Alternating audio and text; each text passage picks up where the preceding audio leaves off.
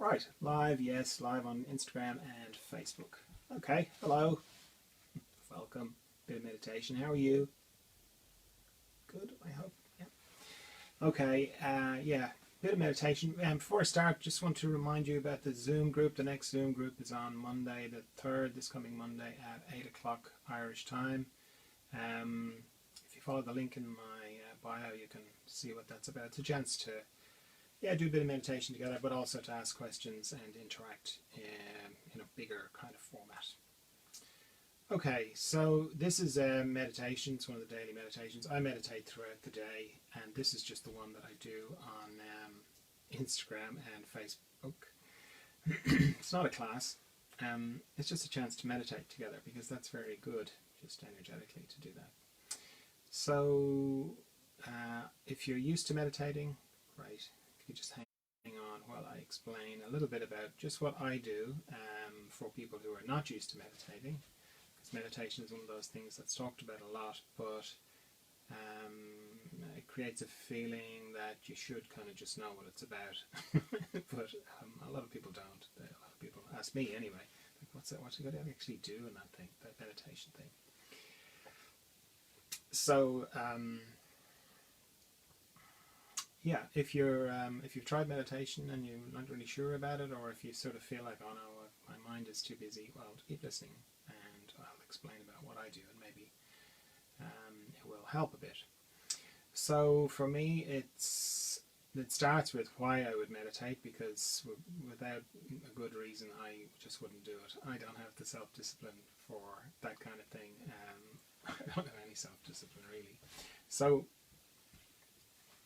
and I've been meditating for a long time. Yeah, it starts with why, and for me, when I'm meditating, my intention is to contact a part of myself, or to get in contact with a part of myself that I contact every night when I go to sleep, but I do it unconsciously.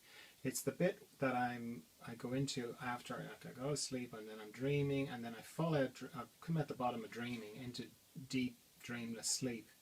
And it's this mysterious place where I'm not thinking, I've got no personality, I've got no body, I've got no country, house, story, nothing. It's kind of like death, or what I imagine death would be. And yet I just love going to sleep. I love going to that place. And when I wake up in the morning, I'm refreshed. And if I dream a lot, I'm not as refreshed. So it's not just the dreaming that's making me refreshed. So some part of me just knows that is a good place to go. So I go there unconsciously in sleep. So with meditation, I want to go there consciously. That's the point for me. And because there's no thinking there, I have to make a little arrangement with my mind to stop thinking. I have to kind of go, yeah, could you just stop thinking for like 15 minutes, please? I want to do some meditation. And my mind is great. It's just totally into the idea. It's like, yeah, I love meditation. I love the idea of being a meditator. I've read about it. I've got lots of concepts about it. I've got lots of ideas about it. Yeah, totally. I'm on board. That's great. And stopping thinking, that's pretty easy too. Thinking is pretty much made up of pictures and sounds. There are some emotions there as well, but they generally, the emotions that come up, that trigger thoughts, translate into pictures and sound. So, yeah, you just turn off the pictures and you turn off the sound, and that's it. You're not thinking. Okay, that bit's easy. The hard bit is to maintain it, because my mind has, since I woke up this morning, became conscious this morning, I've just been thinking all day, and I'm not even aware I'm thinking, but I am thinking. And that'll go on till I go to sleep again. And that's what happens every day. My mind is just used to thinking. And it's great at thinking, I've got a problem, figure it out. Like all this technical stuff that I do, to do this live thing. That's my mind. My mind did all that. It's great for that kind of stuff, okay?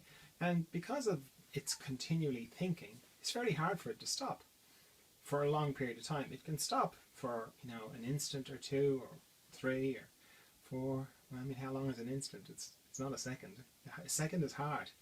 To stop thinking for a second is hard. So once you understand that, it makes the meditation relatively easier. Because if you have the preconception that you should be like a, you know, a Zen monk and all like calm and, you know, like the sort of stuff that you read about in, you know, clickbait sort of ads about meditation, you'll sort of feel like you're doing it wrong. And that's what I was saying about, you know, at the beginning, if you feel like you've got a busy mind, it's not for you. People who, you know, have said that to me, oh, I've got a busy mind, it's, you know, it's not easy for me, and there's something weird about me that I just have trouble with meditation. I find it painful almost. Well, you're not alone. It's the same for everybody. Your mind is not any more thoughtful than anybody else's. And you hear other people talking about their monkey mind and, you know, get into a fight with your mind. I don't have any of that stuff at all, because my mind is great, you know, and it's like when I step back from it and I look at how my mind works, it's understandable it has trouble stopping. It's not a monkey. It's, you know, I love animals and everything, but I don't think a monkey could organize all this live broadcasting stuff, you know. So it's great for what it does. And if I understand that it's just very used to thinking and that it's not easy for it to stop thinking for a long period of time, 15 minutes is very hard for my mind, then it's easier for me to not add to my thinking by thinking I'm rubbish at meditation, or that I've got a busy mind, or this is really hard, or this is boring, or I'm failing at this. So, yeah, it's important to know that, because it's a paradox. My intention with meditation is to enter this mysterious place that I've been talking about at the beginning. But the practice of meditation is that I'm continually bringing my mind back all the time. Anytime I discover I'm thinking, I bring my mind back to not thinking. That's the practice of meditation. And it's, again, you can feel like it's boring, or you can feel like what's the point? I'm just thinking. I'm just sitting here thinking. I'm not meditating.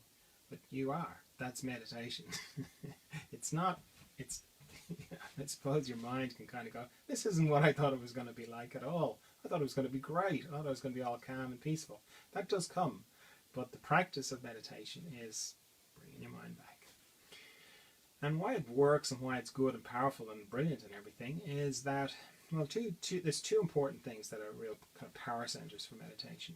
First is that you make time to do it. Sounds very simple, but the fact that you go, I'm going to meditate, somewhere you're communicating, a very deep part of you is communicating with the kind of front part of you, that just for 15 minutes, I'm going to take 15 minutes out of this day. Maybe I'm awake for 14 to 18 hours, whatever. I'm just going to take 15 minutes and I'm going to pause the day and focus on something that's a bit deeper, something that's a bit more profound, a bit more real, maybe a bit eternal.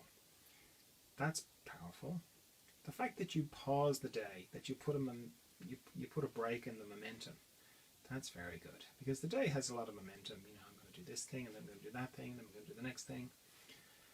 And the fact that you stop that just for 15 minutes, that is powerful as well, in lots of different ways. So there's that. Then there's also the fact that in the space of 15 minutes, for me anyway, and I've been meditating a long time, so for me, in the space of 15 minutes, I might have to bring my mind back to not thinking something like 200, 300 times, 400 times. I don't care. It doesn't matter. For me, I know it doesn't matter how many times I have to bring my mind back. Some days it's more than others. And if I get 4 or 5 seconds in a row in the mystery, that's brilliant. Then that's pretty amazing. So I know that. So the fact that I'm continually bringing myself back from thinking, that has a powerful effect, because because of the content of the thoughts that I'm having. So if I'm having a thought about something that's very personal and I'm really engaged in it, you know, it's usually something that, you know, will cause some sort of emotion in me. So something will have triggered my defenses inside, and I'll be thinking about that person who misunderstood me, and how could they misunderstand me, and then I'll be rehearsing all the things I could have said and should have said or would have said, and then suddenly in one instant I'll go from being like, this is so personal, I'm so deeply wounded by this, how could they misunderstand me? I can go from that to, oh, that's right, I'm supposed to be meditating. And I bring myself back and I turn off the pictures. I turn the picture of me being outraged, I get turned that off. The beautiful soliloquy of how I'm going to say the right, express myself perfectly, I let that go away. And why that's powerful to do that is when I was completely in that thought, and the thought was me and I was the thought, and how dare they. The thought was, I've completely identified with that thought. And then as soon as I go, oh, that's right, I'm supposed to be meditating, I'm like, it comes off me and I'm looking at it and I'm going, oh, there I am thinking, look, I'm thinking. And, oh yeah, turn off the sound, turn off the pictures, turn off the sound.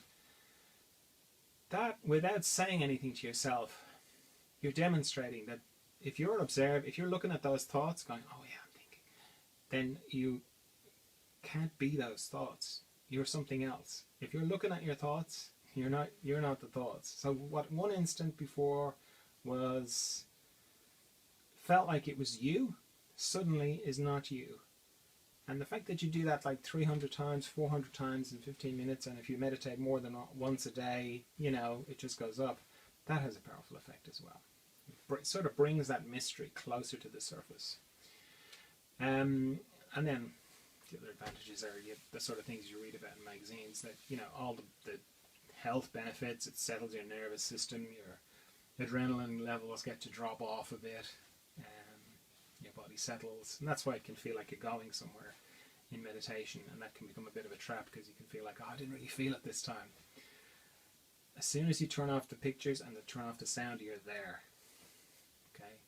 The feeling is more to do with your nervous system settling. The feeling of going somewhere, you can feel like you're dropping down. Sometimes you can feel very calm, but that's just a feeling. And feelings are a bit like thoughts. They just kind of come and go.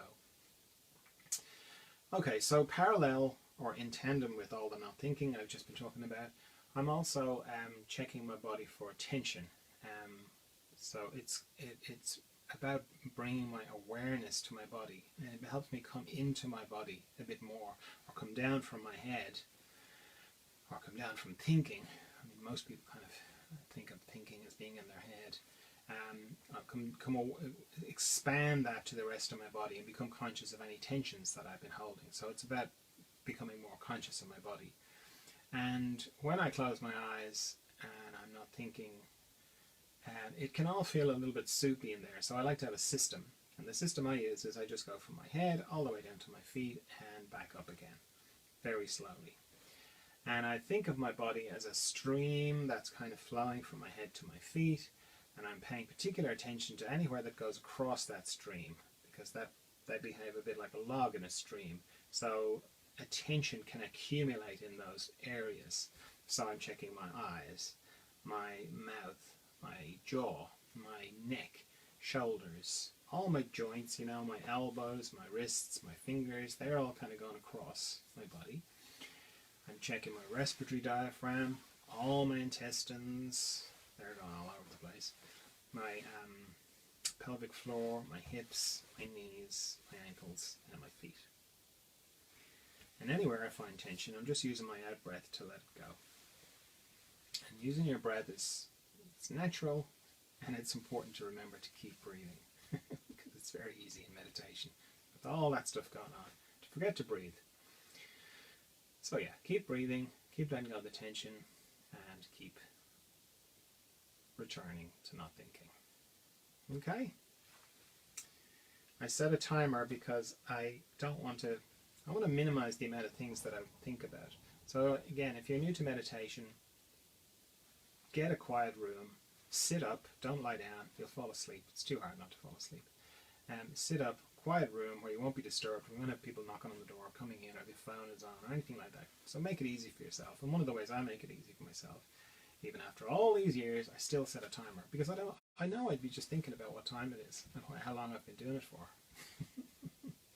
So yeah, I set mine for 15 minutes. If you're new to meditation, that can be a long time. I know that sounds ridiculous, but it can feel like an awful long time if you're not used to it.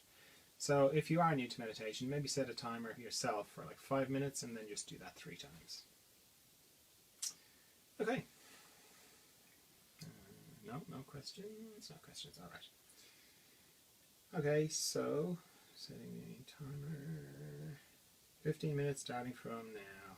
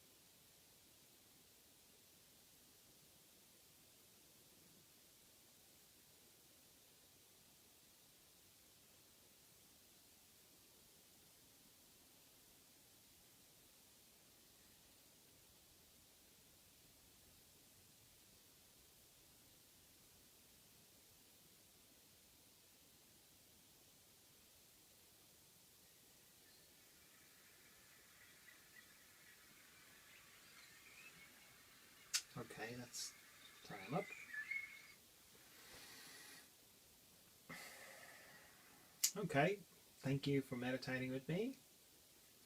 Yeah, just a reminder about the Zoom group on Monday, this coming Monday the 3rd.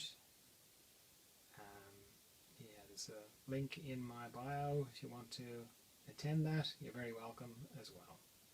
Alright, so see you tomorrow for some more meditation. Bye.